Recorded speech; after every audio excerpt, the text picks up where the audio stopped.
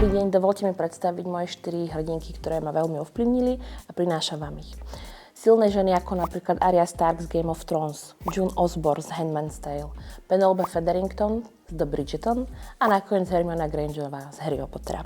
Dnes sa teda pozrieme na ženy, ktoré nám ukázali, že sila nie je len v boji a tvrdosti. Niekedy je sila aj v prežití, v tichu a v rozume. A v tom, že sa nevzdáš seba samej. Prejdeme si teda rýchle otázky, čo tu máme. Takže Arya Stark, bola to pomsta alebo spravodlivosť? Ja to vnímam, že to bola skôr tá spravodlivosť, hoci bola ovplyvnená rôznymi emóciami, ako hlavne hnevom, ale tým, že dokázala prežiť svoj hnev a vyjadriť ho, tak ako keby tá spravodlivosť sa tiež vykonala. June Osborne, bol to odpor alebo prežitie? Podľa mňa jedno s druhým, alebo odpor môže súvisiť práve s tým prežitím, ale práve mi sa páči to, ako vyjadrovala tie svoje emócie v tom režime, v ktorom žila, ktorý bol veľmi diktatorský, tvrdý voči ženám. A práve ten odpor inšpiroval ostatné ženy k tomu, aby sa nevzdávali, aby stále verili a čo vlastne zmenilo nakoniec, že ten režim padol. Penelope Featherington, neviditeľná alebo strategická? Za mňa jedno aj s druhým podľa mňa úplne súvisí.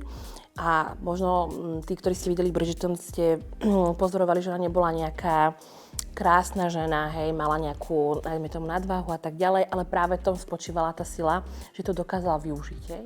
Využiť vo svoj prospech a preto si myslím, že to bola tá stratégia. A Hermiona Grangerová, múdrosť alebo kontrola?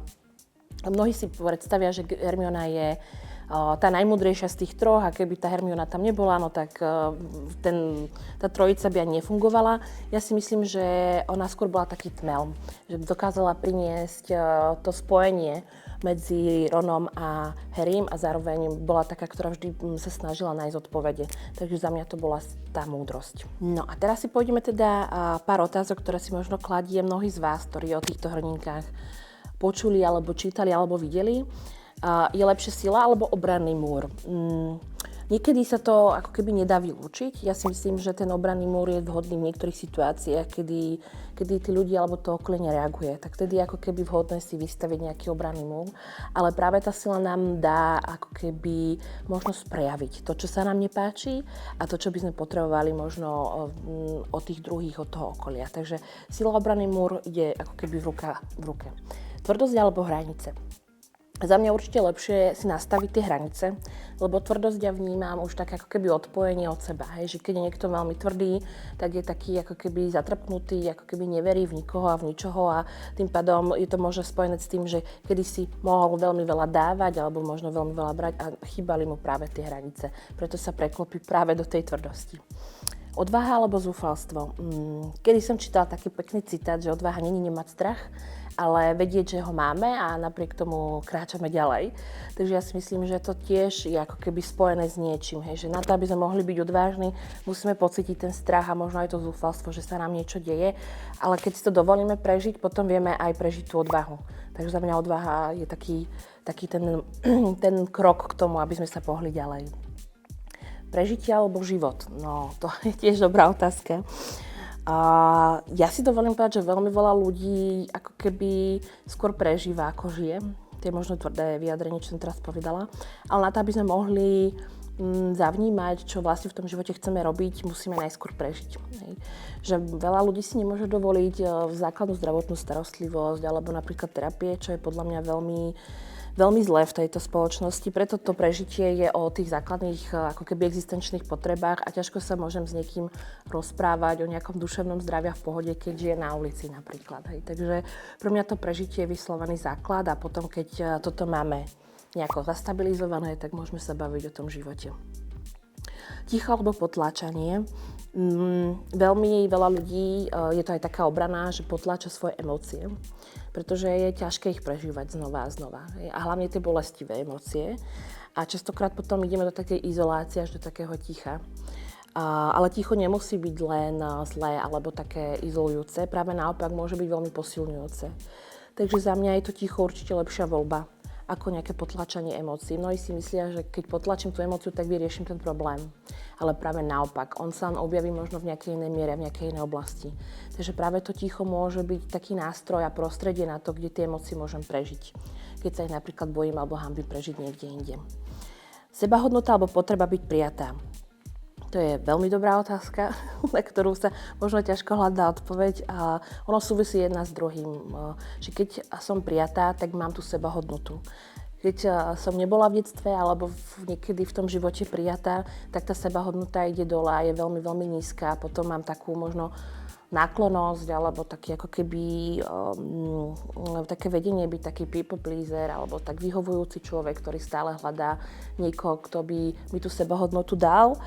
Ale takto to nevždy funguje. Hej. Častokrát nám tí druhí ľudia nedajú presne to, čo potrebujeme, lebo to nemôžu dať. Preto potreba byť prijatá je ten taký prvý stavebný kameň toho, ako nájsť tú sebahodnotu. Okay, tak sa pozrieme na otázky. Otázka 1. Arya Stark z Game of Thrones.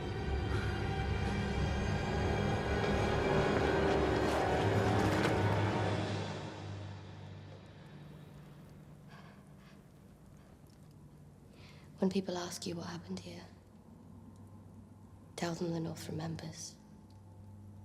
V čom spočívala psychologická sila Arye a prečo jej schopnosť konať aj po traume znakom odolnosti, ale zároveň varovaním, že keď sa sila stane len prežívaním bez citov. Arya je obraz toho, čo trauma dokáže spraviť so ženou, s dievčaťom, keď jej zobrať detstvo, bezpečie aj dôveru. Ona sama sa teda musí naučiť byť silná, prežiť a bojuje sama o prežitie.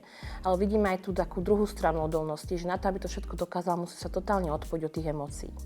A niekedy je najväčšia sila práve v tom, keď si dovolíme spojiť tie emócie, teda to prežívanie, spolu s tým, čo sa mi stalo. A to sa podľa mňa aj veľmi pekne podarilo na konci seriálu, kedy porazila toho temného rytiera. Práve tým, že sa stretla aj s tou rodinou, boli spolu a teda dovolila si prežiť aj nejaké iné emócie, ako len nejakú pomstu alebo nejakú bolesť.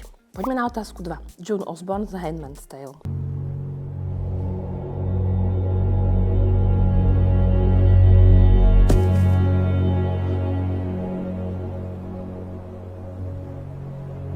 Sorry, Lydia.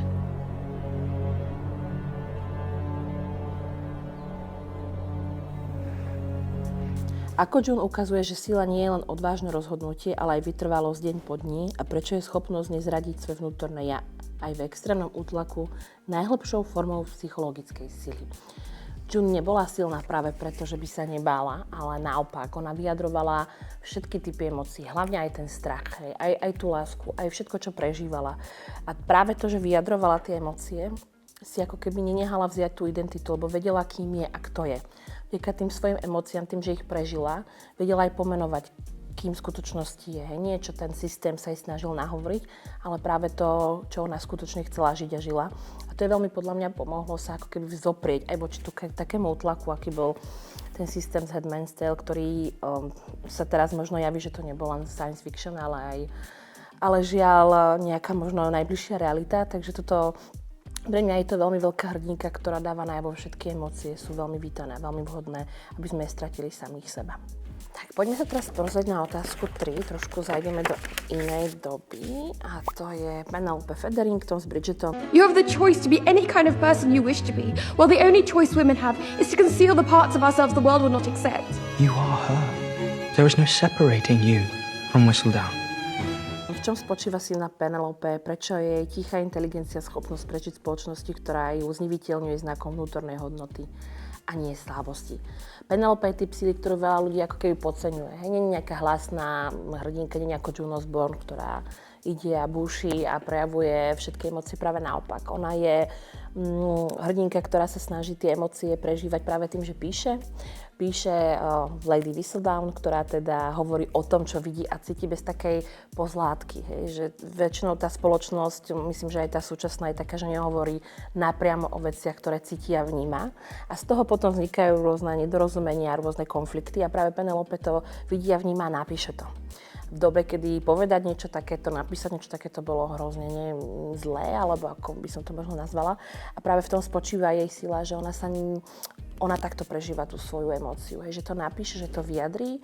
Tí, ktorí ste videli 3, nechcem teda dávať spoilery, tak od nej napríklad žiadali, aby sa vzdala toho písania a ona to odmietla, hej, že to je súčasť jej identity, ukazovať to, aká v skutočnosti je, hej, že ona sa nevyžívala v tom, že sa pekne obliekala, alebo teda, že sa teda celý deň pripravila pre mužov, ale práve v tom, že písala a že ukazovala to, čo v skutočnosti chcela cez tie dopisy Lady Whistledownovej. A práve tým, že sa toho nevzdala, tak podľa mňa sa v tom vzťahu ako keby tak vyrovnala, hej, lebo kedysi tie vzťahy aj v súčasnosti sú také, že ten muž má väčšiu hodnotu a postavenie ako tá žena v dobe toho Anglicka.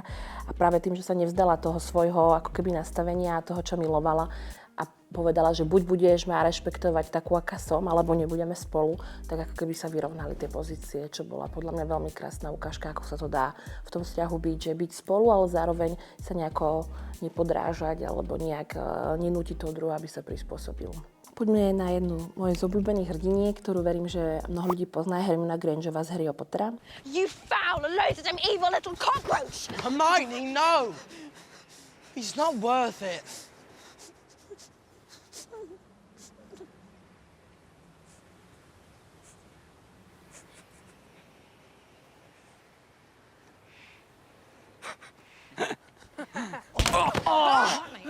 Malfoy, you okay? Let's go! Quick! Let's go! Run! Not a word to anyone, understood? V čom spočívala psychologická sila Hermiony a prečo je jej schopnosť postaviť sa autoritám, chrániť druhých a stať za hodnotami znakom zdravej sebaúcty a nie potreby mať všetko pod kontrolou. Hermiona sila nie je práve taká hlučná, ale je zároveň pevná. Je to žena, ktorá drží často tým pokope, premýšľa, plánuje, nevzdáva sa. Aj najväčšia sila je v tom, že není možno najmúdrejšie, že v zmysle vie všetko, i keď vie toho veľmi veľa, ale práve v tom, že sa vie ozvať, keď je niečo nespravodlivé, keď sa ľuďom ubližuje. A verí v to, že aj ostatní by sa tak mali ozvať, hej, že není v poriadku byť ticho, ale práve naopak postaviť sa za niečo, keď sa deje nespravodlivosť, keď ľudia trpia alebo trpia napríklad zvieratá. Práve v tom spočíva jej sila, že sa nebojí povedať, že toto není v poriadku. Sila týchto žien nespočíva v tom, že nerobia chyby, práve naopak, ale v tom, že sa dokážu k sebe vrátiť, aj keď ich život núti odísť veľmi ďaleko od seba. Ďakujem, že ste so mnou prešli moje 4 najvýznamnejšie hrdinky a rada by som spýtala, čo pre vás znamená byť silnou ženou. Viac bojovať alebo viac chrániť? Podielte sa o to s nami v komentároch, budeme veľmi vďační.